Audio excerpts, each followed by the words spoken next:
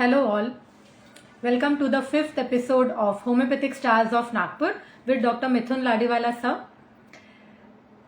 Sir is born and brought up in Nagpur and he has completed his graduation from Nagpur Homeopathic College and Hospital, and he has been practicing in Nagpur since 15 years. He is a part of Hahnemanian Homeopathic Forum since 9 years, HHF, and he is the regional committee member of HHF Nagpur. Sir specializes in the homeopathic treatment of ICU cases, pathological cases, and endocrine cases, children disorder, cancers, etc. He has a vast experience of treating many patients with homeopathy. Sir believes on the HHF motto of Together We Shall Grow. Hence, he has been regularly taking online and offline seminars for empowering and educating homeopathic students and homeopathic doctor. Sir has also presented the study of new molecule of homeopathy, that is Cygnus cygnus and Cipra eglantina, in the national platform of HHF. Sir is also the foremost, he has stepped the stones of HHF in HHF Nagpur, Chandrapur, Chhindwara and Gondia. So I welcome Dr. Mithun Ladiwala sir on this platform of Homeopathic Stars of Nagpur for gracing this stage with his experience and blessing. So welcome sir. Hello guys, hi. Thank you Priyanka for such a nice introduction. आज का topic है basics of homeopathy. तो मैं आपको बहुत सारी चीजें मेरे लाइफ की एक्सपीरियंस जो मेरा 16 साल का है होम्योपैथी में वो आपसे शेयर करने वाला हूँ। Okay, so be ready.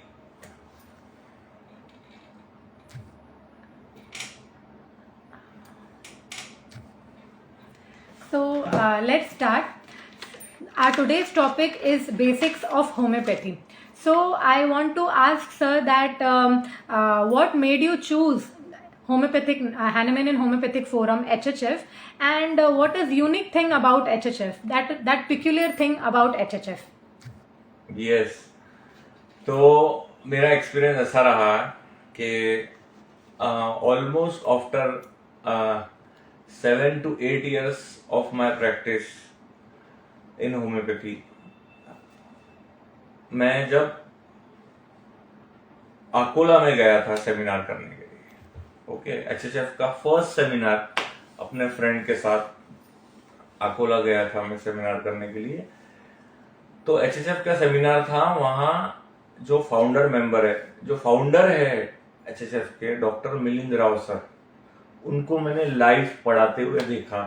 और वो सेमिनार में खास बात ये थी एचएचएफ के कि जो मेंटोर्स होते हैं और जो स्टूडेंट्स होते हैं, जो सर के स्टूडेंट्स थे, वो लोग सब साथ में एक साथ एक स्टेज पे बैठे हुए थे और सर गले में हाथ डाल के सभी को इतने अच्छे से पढ़ा रहे थे तो और एक्सप्लेन कर रहे थे। तो ये चीज ना मैंने कभी कोई भी स्कूल में नहीं देखी थी।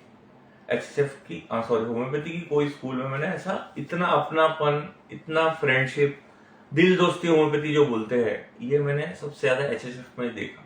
और वो देख के मैं बहुत इमोशनल हो गया था कि यार कुछ अलग है, कुछ अलग वाइब्स है, कुछ अलग एनर्जी चल रही है यहाँ पे। ठीक है, होम्योपैथी सब सिखाते हैं, सब बॉस लोग हैं, ओके, लेकिन जो अपना समझ के एक जो स्टूडेंट्स होते हैं ना, नए बच्चे जो होते हैं ना, उनके अंदर, होम्योपैथी वाले जो बच्चे होते हैं उनके अंदर कॉन्फिडेंस बहुत कम होता है इनिशियली, है ना। सिखाने वाला कोई नहीं होता। मेरे क्वेश्चन कौन समझेगा, कौन जवाब देगा मेरे आंसर्स का, क्वेश्चंस का कौन जवाब देगा, ये सब चीजें होती है दिमाग में, है ना। तो बड़े मास्टर के पास अपन कैसे पहुंचेंगे, वो हमको सुनेंगे या नहीं सुनेंगे, मैं कैसे उनके पास जाऊं, कैसे पूछूं, ये सब इतनी हिचक, सबके अंदर लो कॉन्फिडेंस होता है। तो ये एचएचएफ में मैंने देखा कि यार कोई भी किसी को भी अप्रोच कर सकता है इजीली। राव सर को अप्रोच करना बहुत आसान था, उनके साथ फोटो खिंचाना बहुत आसान था, उनके पास जाना बहुत आसान था, उनके साथ बैठ के खाना खाना बहुत आसान था, है ना। तो ये चीज जो थी वो बहुत सब लोग मिस करते, ये चीजें जो अपने मास्टर के साथ बैठना, शेयर करना, अपनी प्रॉब्लम बताना, है ना। तो ये चीज वो मुझे वहां मिली, इसीलिए मैं आज भी HHF में हूँ और हमेशा रहूंगा। सर तो जैसे HHF का मैंने देखा है कि मेनली माइंड मेथड है, तो सर Yes. जो हमारे दूसरे केस टेकिंग या जैसे जो दूसरे मेथड्स हैं स्कूल्स ऑफ होम्योपैथी है, उससे कैसे सर डिफर करता है अप्रोच में?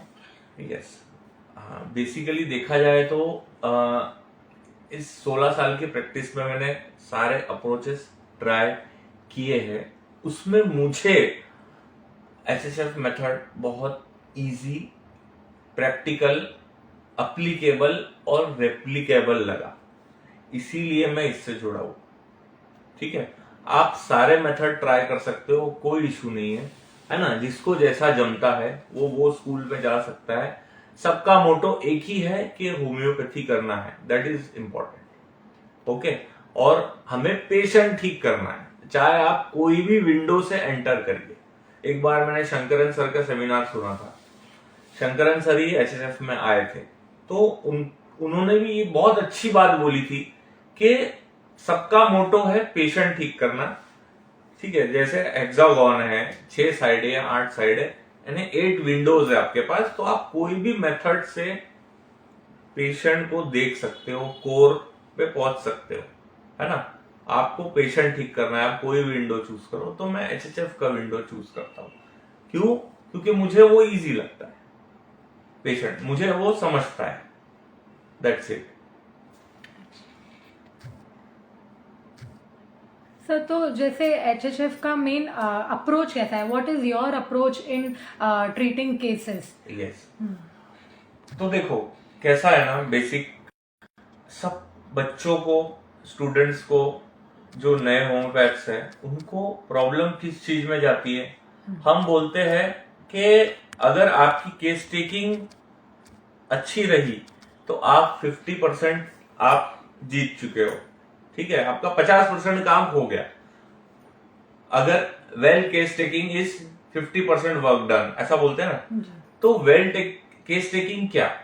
ठीक है, तो हमको ये समझाया है राव सर ने कि केस टेकिंग में कोई परफॉर्मर की जरूरत नहीं है।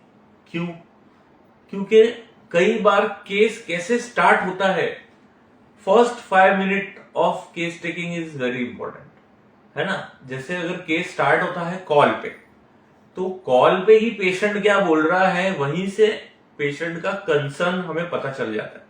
तो हमें जरूरी नहीं है ना वही बात वापस रिपीट करने की जरूरत हो। जब हमारे सामने आया, हमको समझ गया कि कॉल आया, सपोज डॉक्टर साहब सर आप अवेलेबल हो क्या? मैं बोला हाँ हूँ मैं अवेलेबल। तो आप मुझे जल्द से जल्द देख सकते हो क्या? क्यों? नहीं मुझे बहुत तकलीफ है, ऑलरेडी मैं बहुत डॉक्टर्स के पास जा चुका हूँ, वहां मुझे अपॉइंटमेंट में बहुत धक्के लगे। ठीक है, तो मैं चाहता हूँ कि आप जल्दी से मुझे जल्दी अपॉइंटमेंट मिले। आपके बहुत लेट तो नहीं होता है ना? ठीक है, बहुत टाइम तो नहीं लगता है ना? तो वहीं से हमको पता चल जाता है कि यार ये पेशेंट कहीं सफर्ड हुआ है, तो वो बहुत मुश्किल से अपने को अपने पास आने की कोशिश कर रहा है ना। यानी वो पूछना चाहता है कि भैया आपके अभी तो वही चीज नहीं होने वाली जो ऑलरेडी मेरे साथ 4-5 बार हो चुकी है। ठीक है, तो यहां से समझ में आता है कि यार कहीं ना कहीं ये रॉन्ग सफर्ड हो सकता है, या कहीं ना कहीं इसको प्रॉब्लम हुई है। तो तभी वो यहाँ और अपने को कंफर्मेशन ले रहा है, और तभी आएगा अपने पास। सर आपके यहाँ ये इलाज होता है ना, आपने ऐसे कितने केसेस देखे, ये फोन पे ही पूछ लेता है, तभी वो आएगा अपने पास। तो हमको समझ जाता है कि यार ये इतना डाउटफुल है ना, या ये रॉन्ग सफर्ड है, या ये बिट्रेयल है, हमको पहले ही पता चल जाता है। तो यहीं से केस स्टार्ट हो जाता है। वहां हमने ये नहीं पूछना कि हाँ ठीक है आप अपॉइंटमेंट नंबर ले लीजिए, वहां बात करिए और फिर वहां से पहुंचिए। ठीक है, आप भी प्रैक्टिकल और आप थोड़ा सा और हो सकते हो, पर आपको ध्यान रखना है वो जो दिल से उसकी जो बात आई थी ना, उसने वॉलेंटरली इनवॉलेंटरली वो वहीं पे उसने बोल दी। ठीक है, आपके सामने आके वो थोड़ा सा कॉन्शियस होके एक अलग बात करेगा, पर जो इनिशियली जो होता है केस स्टार्ट, वो सबसे इंपॉर्टेंट होता है। पहला 5 मिनट हम बोलते हैं कि जो पेशेंट सब लेके आता है, दिल में जो रखता है ना, पहला 5 मिनट जो बोलता है ना, वो सबसे इंपॉर्टेंट होता है, उसको आपने मिस नहीं करना चाहिए। और केस में जरूरी नहीं है, एवरी पेशेंट का स्टार्ट अलग अलग होता है। फॉर एग्जाम्पल कोई आएगा, गेट खोलेगा और वहीं से सर बहुत तकलीफ है मेरे को, और गेट से अंदर आएगा, बैठते बैठते ही कंप्लेंट बोलना चालू, यानी उसने आके अपने को नाम बताया नहीं, तो अपन ऐसा नहीं, अरे नहीं 1 मिनट वेट करिए, आपका नाम क्या है, आपका एज क्या है, ऐसा नहीं करना है आपको। आपको स्टार्ट करना है जैसा है वैसा ही, ठीक है, जैसा चल रहा है, केस स्टार्ट हुआ है वैसा ही उसको सुनना चालू करना है, और आपने केस टेकिंग वो चालू हो गई। आपको कोई पैटर्न नहीं करना है। कोई पेशेंट आता है, अंदर एंट्री लेगा, बैठेगा, उसके साथ कोई आता है, अपन ने देखना है, ऑब्जर्व करना है कि किसके साथ आया है। अरे एज इसकी, एक मेरे पास पेशेंट आई, उसकी एज 50 है, उसके साथ उसकी मदर आई साथ में 75, तो कि अभी भी उसको मदर की जरूरत है ना, ये इंपॉर्टेंट है। पेशेंट के साथ अकंपनिंग कौन है, ये इंपॉर्टेंट है, ठीक है। हस्बैंड वाइफ आए हैं, वो कितने पास पास बैठे, कितने दूर बैठे, ये इंपॉर्टेंट है। ये सब ऑब्जर्वेशन है, ठीक है।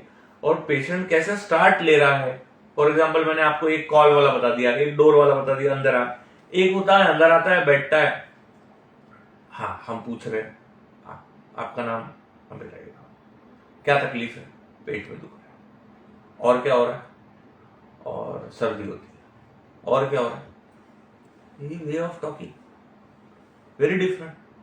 तो हर पेशेंट यहीं से केस में डिफरेंस पता चल जाता है कि यार ये ज्यादा इंटरेस्टेड नहीं है बात करने में, आंसरिंग इन मोनोसिलेबस, एक वर्ड में आंसर करना, ठीक है। तो ये ऐसा वे होता है केस टेकिंग का। आपको फिक्स प्रिंसिपल से नहीं चलना है, जैसा पेशेंट आ रहा है वैसा आपने पूछना है, पूछते जाना है, पूछते जाना है। पेशेंट को सुनिए, बीच में इंटरप्ट नहीं करिए। जितना अच्छे से सुनोगे केस, जब तक पेशेंट बोल रहा है तब तक आपने सुनना है, जहां वो रुका तब क्वेश्चन करना है, ठीक है। कई बार क्या होता है, पेशेंट, जैसे मैंने बताया, ये 1 वर्ड आंसरिंग, पेशेंट यहां नहीं बोल रहा है, तो यहां क्वेश्चनिंग स्टार्ट होता है। तो केस टेकिंग में क्या होता है ना, बेसिकली सबसे पहले हमको ये समझना है नए बच्चों को कि पेशेंट क्यों आता है हमारे पास, है ना। पेशेंट क्यों आता है हमारे पास? पेशेंट इसलिए नहीं आता है कि हमको सिर्फ दवा दो, हाँ। है ना। जैसे फीवर आया तो पेशेंट तो पहले क्रोसिन खा लेता है घर पे, सर्दी होगी एंटी एलर्जिक खा लेता है। आजकल पेशेंट इतने ज्यादा होशियार है, गूगल पे देख लेते, 2 गोली वहीं से मंगा लेते, खा लेते। फिर हमारे पास क्यों आते हैं, ये इंपॉर्टेंट है, सोचने वाली बात है, ठीक है। ये हमको राव सर ने सिखाया, ये हमारे मेंटर्स ने सिखाया हमको कि ये सोचो कि क्यों आया। तो every patient has different concern, सबका कंसर्न अलग अलग है, इसलिए वो हमारे पास आया। सर 3 दिन से मुझे बुखार है, अगर अभी 4थे दिन में नहीं जाऊंगा तो मेरी पेमेंट कट जाएगी, सर प्लीज मुझे जल्दी ठीक करिए, ये एक कंसर्न। सर 3 दिन से मुझे बुखार है, मैं अपने बच्चों का नहीं कर पा रही हूँ, वो रोज भूखे पेट जा रहे हैं, उनका टिफिन नहीं बना पा रही हूँ, प्लीज मुझे जल्दी ठीक करिए। तो जल्दी ठीक करिए is not carried desire to be carried fast, ठीक है। Reason is important, why of the case is important. पहले केस में वाई क्या है, मनी, पैसा, बिजनेस। दूसरे केस में वाई क्या है, चाइल्ड, बच्चे की चिंता। तो these are all concerns. So every patient has different concerns with same problem also. सबको हेडेक है तो सबको एक ही दवा नहीं देने वाली, सबको अलग अलग दवा देनी। फिर हमें वाई में जाना होता है। कोई बोलेगा ठीक है पैसे पेमेंट कट जाएंगी, तो क्या, पर पेमेंट कट जाएंगी तो कैसा होगा, ऑलरेडी मैं बहुत प्रॉब्लम में चल रहा हूँ, मेरे पीछे जिम्मेदारी है, 4 बच्चे हैं, है ना, सबका मुझे करना है, स्कूल की फीस देनी है, ठीक है। उसके पीछे वाई अगेन क्या आ गया, चिल्ड्रन आ गया, है ना। तो ये why behind why is a concern of the patient, जो कि सबसे ज्यादा इंपॉर्टेंट होता है, तो वो उठाना है हमने। जैसे इसमें पहले केस में क्या था, anxiety money matters, anxiety business. दूसरे केस में क्या था, एंजाइटी चिल्ड्रन अबाउट दिस। तो वो कंसर्न हो गया पेशेंट का, तो उसके ऊपर से रेमेडीज डिफरेंशिएट होती है, ठीक है। ऐसा ही फिर होता है एडेप्टेशन, उसके बाद होता है रिएक्शन, इसको हम बोलते हैं CAR, कंसर्न, एडेप्टेशन, रिएक्शन। ये हमें अक्यूट्स में देखना होता है, भैया तेरा क्या कंसर्न है और ये प्रॉब्लम की वजह से तेरा एडेप्टेशन कैसा है। ठीक है, एडेप्टेशन के काफी रूब्रिक्स है हमारे रेपर्टरी में, और रिएक्शन के रूब्रिक्स है। एडेप्टेशन मतलब क्या है, ठीक है, हार्मोनी डिजायर, कंटेंट, ये सब एडेप्टेशन हो गया ना। पेशेंट यील्डिंग डिस्पोजिशन मतलब ये एडेप्ट हो गया, तो ये ठीक है, मेरे पे डोमिनेशन हो रहा है तो मैंने यील्ड कर लिया, ये एडेप्टेशन हो गया। रिएक्शन क्या हो गया, एंग्री डिस्पोजिशन, ठीक है, स्ट्राइकिंग अदर्स, रिप्रोचिंग वनसेल्फ, ये सब रिएक्शन। तो सारे पैटर्न रूब्रिक्स हमारे रेपर्टरी में ऑलरेडी अवेलेबल है, तो इस तरीके से केस लेना है। ठीक है सर, तो जैसे आपने बताया कि how of the case taking, जैसे पेशेंट मेनली जब एंटर करता है हमारे कैबिन में, तभी से ही हमें ऑब्जर्वेशन या हमारा केस टेकिंग शुरू हो जाना चाहिए। मेनली ऑब्जर्वेशन जो है वो इम्पोर्टेंट है और वही पेशेंट के रूब्रिक्स रहते हैं। So how of the patient is that, then why, की जैसे कंसर्न क्या है पेशेंट का, वो कई सारे डॉक्टर्स के पास होके आता है, फिर हमारे पास क्यों आता है, why of the patient is important. So how and why we have understood, then we have understood the CAR, concern, adaptation and reaction, and the symptoms also, that how patient presents, ki what is the concern, what is the adaptation of every situation. Sir, तो मेरा question है कि जब भी अगर patient symptom लेके आता है, तो हमारे मटरा मेडिका में बहुत सारे सिम्टम्स हैं, बट उसे रूब्रिक में कैसे कन्वर्ट करना चाहिए? हाँ, तो सबसे पहले रूब्रिक स्टडी आपका बहुत अच्छा होना चाहिए। अब हमारी रेपर्टरी इतनी बड़ी है कि हमने कैसे पढ़े रूब्रिक्स में आपको बताना चाहता हूँ। ठीक है, हमने A to Z तक के सारे वर्ड मीनिंग को हमारे लैंग्वेज में कन्वर्ट किया और उसको समझा।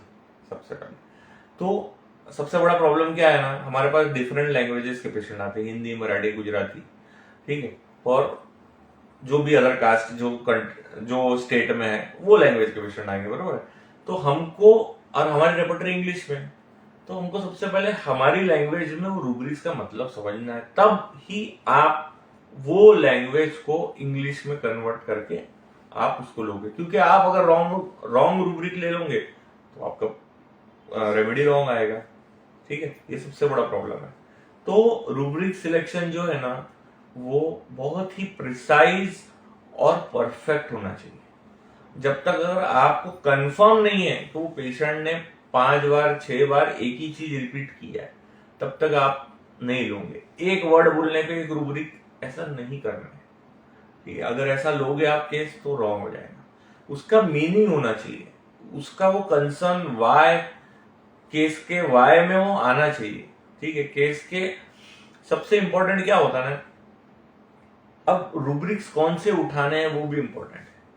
ठीक है, तो केस टेकिंग में क्या होता है, इंपॉर्टेंट क्या होता है वो समझने की जरूरत है। हम क्या करते हैं गलतियां, या हमने भी जो बहुत सारी गलतियां की है, और आप लोग भी ना करें, इसलिए आपको मैं बताना चाहता हूं कि केस टेकिंग में words of patient, tone of patient और जेस्चर्स ऑफ पेशेंट, इसको एक इंपॉर्टेंस दिया गया है अकॉर्डिंग टू परसेंटेज। ठीक है, तो वर्ड्स ऑफ द पेशेंट जो है वो सिर्फ 7% इंपॉर्टेंट है। इसका मतलब समझिए कि वर्ड्स पे आपने रूब्रिक नहीं उठाने ज्यादा। जैसा पेशेंट बोल रहा है, पेशेंट हमारे पास सामने जो आके बैठता है वो बहुत कॉन्शियस होके बैठता है कि मुझे सब अच्छा अच्छा ही बताना है ना, बुरा पार्ट कोई नहीं बताता, मैं गलत हूं ये कोई नहीं बोलने वाला। उसके साथ आईपीआर जो आएगा, सॉरी, आईपीआर मतलब इंटरपर्सनल रिलेशंस, मतलब इस पे भी एक बात करेंगे अपन। इंटरपर्सनल रिलेशनशिप मतलब अपने आसपास के लोग जिनके साथ हम वक्त गुजारते हैं, जिसके साथ हम रहते हैं। तो जो आईपीआर आता है वो जो बताएगा उसको आप इंपॉर्टेंस दे सकते हो कंफर्म करने के बाद, क्रॉस चेक करने के बाद। इसलिए जो वर्ड्स ऑफ पेशेंट है वो सिर्फ 7% इंपॉर्टेंट है। तो उस पे अगर आपको वर्ड्स पे रूब्रिक को कन्वर्ट करना है तो बहुत संभल के करना है, क्योंकि इसमें आपको सबसे ज्यादा गलती हो सकती है। फॉर एग्जाम्पल, अगर पेशेंट ने बोल दिया, आपको ऐसे ही बोल दिया, हाँ मुझे मेरी बीवी की बहुत चिंता है, उसको बहुत तकलीफ होती है, ये है वो, पर ये जो है एंजाइटी अपन बोलेंगे रिलेटिव अबाउट या family member about, anxiety family about is, ये पेशेंट बोल रहा है, पर ये एक्चुअल में है क्या, ये आप उसके वर्ड से कंफर्म नहीं कर सकते। ठीक है, बट उसके एक्शन से आप समझ सकते हो इसको सही में चिंता है।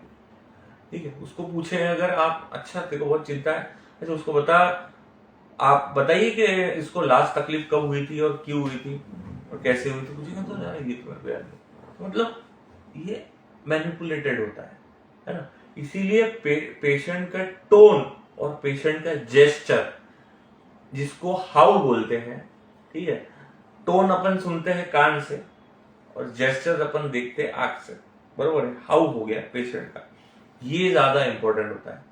किस तरीके से वो बात कर रहा है, एक्सप्रेशन कैसा है, बैठा कैसा है ना। हमारे सामने पेशेंट को ऐसा बैठा है, अरे ये क्या बैठने की जरूरत है। अभी मेरे पास एक पेशेंट आया था, ठीक है, डॉक्टर साहब मेरे को ना बहुत दिनों से खांसी है। तो खांसी है तो ऐसा बैठने की क्या जरूरत है, अच्छे से बोलना है कि नहीं। तो ये क्या हो गया ना, ये डिलीजन ग्रेट पर्सन और डिलीजन वेल्थ, उसका जेस्चर हो गया है ना। ये वो बता नहीं रहा है मुंह से, लेकिन उसके बॉडी लैंग्वेज में दिखता है। तो ये आप मिस नहीं कर सकते। डॉक्टर के सामने कौन ऐसा बैठता है, कोई हमारे पास अर्जेंटम नाइट्रिकम ये चेयर है, ऐसा सामने आके बैठेगा, अरे तेरे को कहाँ जाना है, इतनी क्या हरी है, इतनी क्या खाई है तेरे को, है ना। तो ये सब जेस्चर्स होते हैं, है ना। जैसे फॉस्फोरस और आगे आके बैठेगा, ठीक है, चेयर उठा के अपने पास साइड में रखेगा और साइड में आके बैठेगा, ये कम्युनिकेटिव होता है। तो ये जो चीजें करता है पेशेंट, इसको उठाना है। आपके सामने वो कैसे बात कर रहा है, कैसे किस ढंग से बात कर रहा है, ये ज्यादा इंपॉर्टेंट है, ना कि वो क्या बोल रहा है ना। ये होता है जेस्चर्स। और सबसे इंपॉर्टेंट होता है, जेस्चर्स आर 38% इंपॉर्टेंट, और इससे ज्यादा होता है टोन। पेशेंट की टोन कैसी है, अपने से कैसा बात कर रहा है, अपनी रिसेप्शनिस्ट से कैसा बात कर रहा है, अपने बाजू वाले से कैसा बात कर रहा है, अपनी वाइफ से कैसा बात कर रहा है, ये बहुत इंपॉर्टेंट है। इससे आप केस में आप रेमेडी तक बहुत पास में पहुंच सकते हैं। फॉर एग्जाम्पल जैसे लाइकोपोडियम है, लाइकोपोडियम क्या करेगा, बाहर रिसेप्शनिस्ट पे दम दिखाएगा, है ना। हाँ, पॉम्पस इंपॉर्टेंट, ठीक है, हाँ मेरा कार्ड दीजिए, बताइए अंदर कि मैं आया हूँ, ठीक है, और वो बोलेगा, फिर वो कार्ड आएंगे रिसेप्शन लेके, हाँ ये सर आएंगे, ठीक है। फिर वो अपन बोलेगा जैसे वेट, अगर अंदर पेशेंट है, टाइम लग गया, इम्पेशेंट होता है ना लाइकोपोडियम, फिर टाइम हो गया तो फिर बार बार वो रिसेप्शनिस्ट को बोलेगा, अरे कितना टाइम लगता है आपको, मैंने बताया था फोन पे, मैं कॉल करके आया हूँ ऑलरेडी, ठीक है, आपने मुझे 3 बजे का टाइम दिया था, अभी यहाँ मुझे 4 बज गए, है ना। वहां रिसेप्शनिस्ट को सुना देगा, ठीक है, उसका नंबर आएगा, जैसे गेट खोलेगा, नमस्कार डॉक्टर साहब, नमस्कार, है ना। यानी अंदर बाहर अलग है, अंदर अलग है, very different. Hard for inferior, soft for superior, यही से अपने को पता चल जाता है ना। कैरेक्टर लैक ऑफ, ये लाइकोपोडियम, अलग बिहेव कर, ये जेस्चर्स, ठीक है, टोन, बाहर टोन अलग था, अलग टोन। एक मेरे पास पेशेंट हस्बैंड वाइफ आए, मेरे से बहुत हंस हंस के बात कर, डॉक्टर साहब ऐसा है ना, ये है ना, वो है, और बीच, और मैंने पूछा आपका स्वभाव कैसा है घर पे, क्या होता है, गुस्सा आता है आपको, नहीं सर ज्यादा तो नहीं आता है। वाइफ बोलेंगे,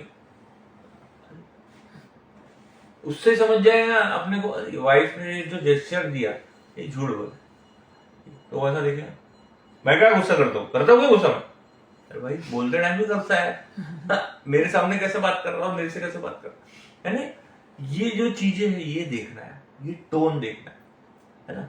कोई भी चीज बोलते समय, फॉर एग्जाम्पल टोन की अगर हम बात करें, तो वो टोन में कौन से स्टेटमेंट में कौन सी चीज पे वो बात कर रहा है, टोन बढ़ा रहा है, ये भी इंपॉर्टेंट है। जैसे मैंने एग्जांपल दिया कि मुझे मेरे दोस्त ने मारा या मुझे मेरे दोस्त ने धोखा दिया, तो अब ये टोन हो गया। अब उसने बोला मुझे धोखा दिया, तो ये मुझे पे ज्यादा जोर है ना। तो ये क्या हो गया, ये ईगो हो गया, ठीक है। मुझे मेरे दोस्त ने धोखा दिया, ये क्या हो गया, सैडनेस हो गया। वर्ड लाइन एक ही है, सारा वर्ड्स एक है, लेकिन प्रेशर काय पे दिया उसने, मुझे टोन ऑफ द पेशेंट। हाँ, सेकंड लाइन में काय पे प्रेशर दिया, किसी भी प्रेशर में, यहाँ सैडनेस है, दुख है, डिसअपॉइंटमेंट है, और पहले वाले में क्या है, ईगो है ना। तो ये चीजें हमने राव सर से सीखी कि कहाँ इंपॉर्टेंस देना है, सुनना है, देखना है, कहाँ ज्यादा तकलीफ है ना, किस चीज पे ज्यादा जोर दे रहा है, तो ये इंपॉर्टेंट होता है केस टेकिंग, है ना। तो समझ गया, वर्ड्स, जेस्चर्स और tone. Word 7%, tone is 55% and gesture is 30। तो टोन और जेस्चर्स की भी हमारे रेपर्टरी में रूब्रिक्स है ना। जैसे एक पेशेंट आता है मेरे पास, हमेशा ऐसी शक्ल, अरे डॉक्टर साहब, अरे मेरे को ना, अरे मैं बोलता है अरे क्या तकलीफ क्या है तेरे को, ये क्या है ये, सर वो ऐसा ही चेहरा है ना, हमेशा ऐसे ही चेहरा बनाता है। कैसा चेहरा, सब स्टूडेंट बोलते कैसा चेहरा, ये क्या है, delirium distorted face, single plumbum neck, पेट दर्द में बच्चे ओ मम्मा मम्मा, अरे और थोड़ी देर बाद खेलने लग गया, अरे इधर इतना सड़ा चेहरा बना, again delirium distorted face with feeling सिक, इस प्लम्बम नेट, है ना। तो ये देख के ही हम समझ जाते, फीलिंग कर रहा ना वो।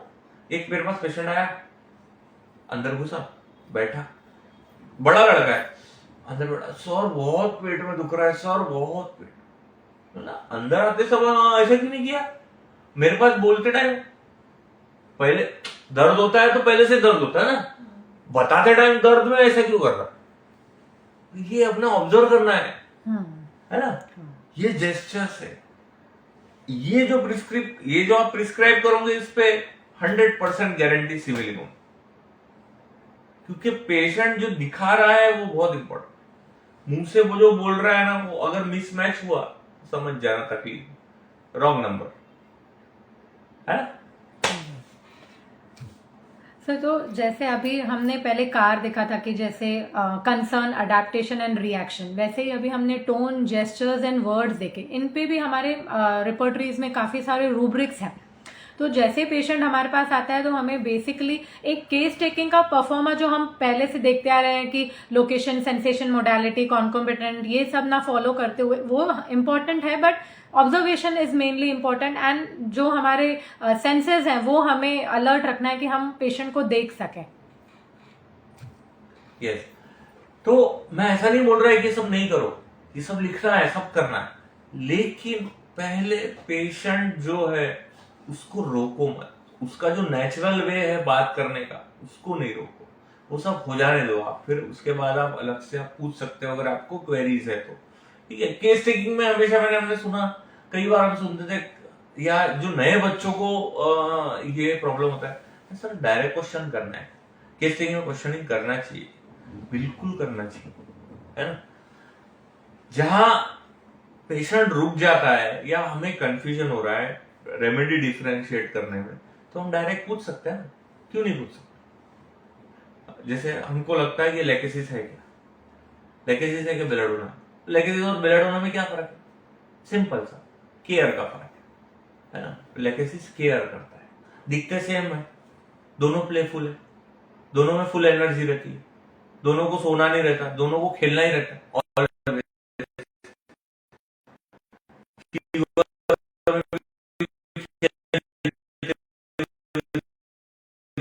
दोनों, लेकिन फर्क क्या है ना। लेकिन इसको अगर बोला जाए कि बेटा मेरे लिए ये ला दे, मेरे लिए ये कर दे, तो वो करेगा, बेलाडोना नहीं करेगा। बेलाडोना लायर होता है ना, अनरिलायबल इन हिज प्रोमिसेस में बेलाडोना है ना, तो ये फर्क होता है।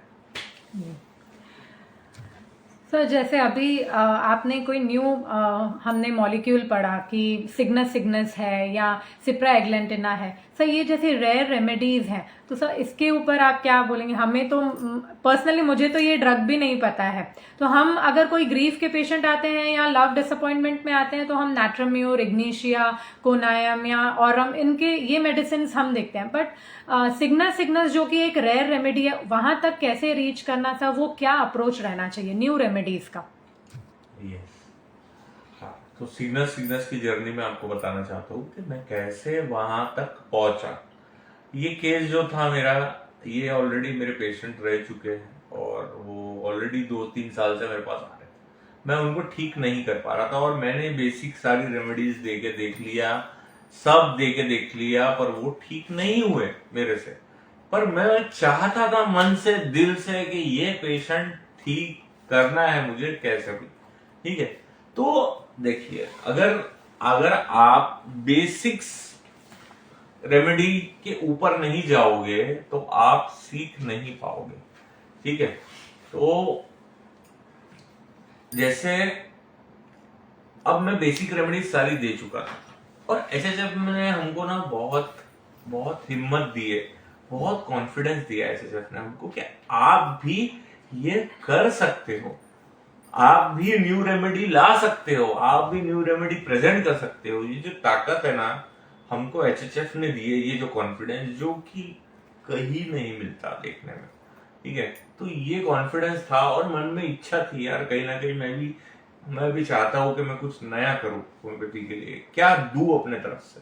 ठीक है, तो ये पेशेंट ठीक नहीं हो रहा था मेरे से, तो मैं इधर उधर खोज रहा हूँ, पढ़ रहा हूँ सारी किताबें कि और कौन सा ग्रीफ वाला रेमेडी है। ठीक है, तो एक बार थैंक्स टू शेखर अलगुंडी सर कि मैंने उनका जो सेमिनार जो है वो मैंने देखा, और उनके थ्रू मुझे ये रेमेडी के बारे में पता चला, और वो जब मैंने सुना तो मुझे समझ में आया कि यार ये दवा है। ठीक है, तो दो हंसों का जोड़ा। ठीक है, तो वो फिर मैंने पढ़ा अच्छे से, और वो मैंने दवाई मंगाई, जो कि मैं सारी मेडिसिन इग्निशिया, एट्रोमुकोनियम, ये सब दवाइयां 1M 10M में दे के थक चुका था, पर वो पेशेंट ठीक नहीं हो रही। और सिग्नस 30 पोटेंसी सिर्फ मैंने ये पेशेंट को दिया, और दूसरे दिन से वो 2-2.5 साल से वो लेडी सो ही नहीं थी, और मेरे 30 के डोज से वो सोने लगती। ठीक है, तो बहुत वंडरफुल एग्जाम्पल ऐसा ही कि क्योंकि जो मेजर डिप्रेशन के केसेस रहते हैं उसमें हमें काफ़ी बार एलोपैथिक एंटी डिप्रेसेंट्स की ज़रूरत पड़ती है, दो हमारे पास काफ़ी ग्रीफ की रेमेडीज़ हैं। सर, तो आप कोई और ऐसे केस एग्जांपल्स शेयर कर सकते हैं जैसे जो आपने ट्रीट किए, ऐसे रेयर रेमेडीज हो या जैसे दूसरे एग्जांपल्स? रेयर रेमेडी तो ऐसा एक्सप्लेन करना डिफिकल्ट रहेगा यहाँ पे छोटे से समय में। ठीक है, मैं आपको बता सकता हूँ कि बहुत सारी सेंसिटिव रेमेडीज है, जो कि मैं भी सेंसिटिव हूँ, तो मेरे पास शायद इसीलिए ऐसे केसेस आते हैं। ठीक है, तो एक केस मैं आपको सुनाना चाहता हूँ, जो मैंने रिसेंटली अभी प्रेजेंट भी किया है। तो ये जो बच्चा है ऑलमोस्ट 4 साल का बच्चा था। ओके, और इसकी मदर उसको छोड़ के 1 महीने के लिए दूर गई, क्योंकि उसकी मदर की मदर को सीए हुआ था, तो उसके पास गई। ठीक है, उसकी देखभाल करने के लिए। उसके पास इसके फादर थे। तो ये बच्चा इतना सेंसिटिव था, ये 4 साल का ही था, कि उसकी मदर वापस आने तक के उसके बाल झड़ना स्टार्ट हो गए, और उसको पूरा एलोपेशिया टोटालिस हो गया, पूरे बॉडी के बाल खत्म। ठीक है, तो आके और वो मेरे पास आए, मैंने उनका केस लिया, और मैंने ऑलमोस्ट 40 मिनट्स केस लिया। उसमें वो बिल्कुल ऐसा दिख नहीं रहा था कि वो ये रेमेडी हो सकता है, पर वो पूरे केस में मेरी तरफ देखा ही नहीं। और मदर से मुझे एक ही हिस्ट्री मिली। मैंने पूछा कि इसका रिएक्शन कैसा था कि जब आप छोड़ के गए, तो उसने मेरे को बोला कि ये 1 महीना तक, 4 साल का बच्चा 1 महीने तक फोन पे आया ही नहीं, वीडियो कॉल पे देखता था और चले जाता। ठीक है, तो यहाँ वॉट का कोई काम ही नहीं था, बरोबर है, टोन का कोई काम ही नहीं था, सिर्फ जेस्चर्स का काम था।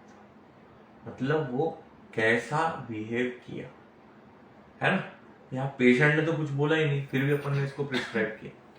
ठीक है, बट जो वो उसने जो दिखाया वो सबसे ज्यादा इंपॉर्टेंट था, कि वो अपनी मदर की तरफ ही नहीं देखा। और 1 महीना जैसे वीडियो कॉल पे आई मदर, तो ऐसा मम्मी देखने का और चले जाने का, 1 महीना तक उसने बात ही नहीं किया। तो ये था एलिमेंट्स फ्रॉम डिसअपॉइंटमेंट। ठीक है, और एलिमेंट्स फ्रॉम ग्रीफ, इससे मैंने इग्निशिया 1M दिया उसको, और पोटेंसी मुझे आगे बढ़ाना पड़ा और पूरे बाल इसके वापस आ गए, ठीक है, टोटल। तो इग्निशिया की सेंसिटिविटी कितनी हाई होती, और वो जो देख के चले जा रहा था ना, वो था डिसकंसर्टेड, मतलब कंसर्न टूट गया, जिससे कंसर्न रहता था, माँ से बच्चे का कंसर्न होता है ना, या अपन बोल सकते कि कंसर्न मतलब क्या है, डिसकंसर्ट, कंसर्टेड है ना, कंसर्ट मतलब एंटरटेन करना, ठीक है, कॉन्सर्ट है, CONCRT, ठीक है, कॉन्सर्ट मतलब क्या होता है, एंटरटेन करना, डिसकंसर्ट मतलब बिल्कुल सामने वाले को एंटरटेन नहीं करना, उससे कनेक्शन टूट जाता है, ठीक है। तो वो बच्चे का कनेक्शन अपनी माँ से टूट गया 1 महीना और उससे बात ही नहीं किया, तो ये ग्रीफ था उसका, तो इससे वो इग्निशिया से पूरा नॉर्मल हो गया। थैंक यू सर, बहुत अच्छा एग्जाम्पल है सर। बट जैसे ये ऐसे ग्रीफ के एग्जाम्पल्स हैं, हम दूसरे ग्रीफ की रेमेडीज भी देखते हैं सर, हम रेमेडी डिफ्रेंसिएशन कैसे कर सकें? कई बार हम जैसे जैसे आपने बताया कि डिक्शनरी मीनिंग्स हम रूब्रिक्स की लर्न करें, बट कई बार हम सर देखते हैं कि HHF जो अप्रोच है उसमें मेटाफोरिकल मीनिंग ऑफ रूब्रिक्स भी रहता है, तो हम रेमेडी डिफ्रेंसिएशन सर कैसे करें? यस, तो इसके लिए तो मैंने ऑलरेडी एक अपना चैनल बनाया है, comparative materia Medica on YouTube, you can follow me, ठीक है। दूसरा मैं आपको बताऊं कि ये जो प्रॉब्लम है, ये बहुत बड़ा प्रॉब्लम रहा है, ये प्रैक्टिस में जब हमारे सामने पेशेंट आता है तो सबसे बड़ा प्रॉब्लम यही होता है कि इग्निशिया के नेट्रोमूर, सेफिदेग्रिया के सो वही एक व्यूअर, एक स्टूडेंट ने क्वेश्चन किया है कि why don't you use natrum mur in chronic cases? Yes, I use Netromur in chronic cases. In the same example of ignitia. हाँ, नहीं ना, वो इसमें नेट्रामूर हो ही नहीं सकता था ना, एलिमेंट्स फ्रॉम डिसअपॉइंटमेंट था, वो एलिमेंट्स फ्रॉम ग्रीफ था, और डिस्कंसर्टेड वाज द प्राइम रूब्रिक जिसमें नेट्रामूर नहीं है। जब आपको डिस्कंसर्टेड का मीनिंग समझ जाएगा तो आप वो रूल आउट हो जाता है नेट्रामूर, सिंपल जी। तो बेसिकली रूब्रिक कन्वर्जन जो यूनिक रेमेडी डिफरेंशिएशन है, it is mainly based on the rubric selection, because in some rubrics natramur is present, in some rubrics ignitia is present, but how and what of the patient, that how he has presented, that is important. yes. Sir और जैसे कि HHF की काफ़ी सारी books हैं या जो approaches हैं माइंड मेथड के, तो सर स्टूडेंट्स के लिए आप कोई बुक रिकमेंड करना चाहेंगे सर कि जो हम रीड करें? HHF की सारी बुक्स आप ले सकते हो, ठीक है, मयूर सर, KY सर की, पल्लवी चतुर्वेदी मैडम की सारी किताबें, योगेश राजुरकर सर की सबसे इम्पोर्टेंट बेसिक्स जो है उसमें दिया हुआ है ना, केस बिफोर केस टेकिंग, ये जो केस टेकिंग वाली जो बात कर रहा हूँ वो उसमें सारी लिखी हुई है, केस बिफोर केस टेकिंग, मयूर सर की लिटिल एंजल्स, पेन, ये सब किताबें बहुत बहुत easy, applicable and replicable books है, तो आप बिल्कुल ये यूज कर सकते हो। And sir, so we are at the end of this Instagram live. So what is the message, sir, to the viewers you would like to give? Message to all the viewers is that कि आपका intention अच्छा होना चाहिए अपने patient के लिए। Patient आपके पास आता है पूरा विश्वास लेके कि ये डॉक्टर मुझे ठीक करेगा, तो आपका प्राइम इंपॉर्टेंट होना चाहिए, कुछ सोचना नहीं है, पेशेंट सामने आया, अपने को इसको ठीक करना है, मुझे इसे ठीक करना है, आपका यही प्राइम इंटेंशन रहना चाहिए, बाकी कोई दूसरी बातें आपके दिमाग में सब नहीं आनी चाहिए। तो और उसके लिए पूरी ताकत लगा देना है पेशेंट ठीक करने के लिए, तो इससे पेशेंट को विश्वास ज्यादा आएगा आप पे और आपको वो कभी छोड़ेगा नहीं, वो देखेगा कि यार ये डॉक्टर बहुत मेहनत कर रहा है मुझे ठीक करने के लिए। तो हर पेशेंट पे उतनी एनर्जी आपने लगानी चाहिए, चाहे वो छोटी सी प्रॉब्लम वाला हो, पिंपल वाला हो या कैंसर वाला हो, दोनों को इक्वल इंपॉर्टेंस है। सर जैसे आप कोई सर आईसीयू केसेस भी हमने देखे हैं कि आप ठीक करते हैं, तो आईसीयू जैसे केसेस रहते हैं उसमें पेशेंट काफ़ी सीरियस रहता है, उसमें तो सर ये टोन वर्ड्स सर कुछ भी इम्पोर्टेंट नहीं रहेंगे, तो उस टाइम पर सर क्या आप पैथोलॉजी को देखते हैं? आईसीयू केसेस में आपको जो सामने दिख रहा है, चाहे वो फिजिकल हो, मेंटल हो, ठीक है, जेस्चर्स हो, ठीक है, उसका इरिटेशन दिख रहा है, कोमा के केसेस में उसके हाथ पैर ठंडे गरम, उसके थर्मल्स कैसे है, फ्रॉन आ रहा है क्या, बात कर रहा है क्या, या साथ में आईपीआर से मतलब उसके आजू बाजू वालों से, फैमिली मेंबर से जो भी हिस्ट्री मिलती है, जो मिलता है वो लो और आपको प्रिस्क्राइब करना है। जी, so thank you so much sir, it was very enlightening. I personally also learnt many new approaches, especially of HHF, like how and what of the case, and the CAR, like concern, adaptation and reaction. Also importance of words, gestures and tone of the patient is important in prescribing. Initially I used to only prescribe on the symptoms presentation by the patient, and then I used to convert those symptoms into repertory, make the totality. But this method is very important when we have to treat the patient as a whole. So it was a great session sir, thank you so much sir. हम आगे भी चाहेंगे कि sir आप ऐसे ही जुड़े हुए रहें हमसे और हम और सीखते रहें। Yes, thank you Priyanka, thank you guys. Hope अगर आपको कोई भी क्वेरीज रही तो आप मेरे चैनल पे या प्रियंका के चैनल पे क्वेश्चन कर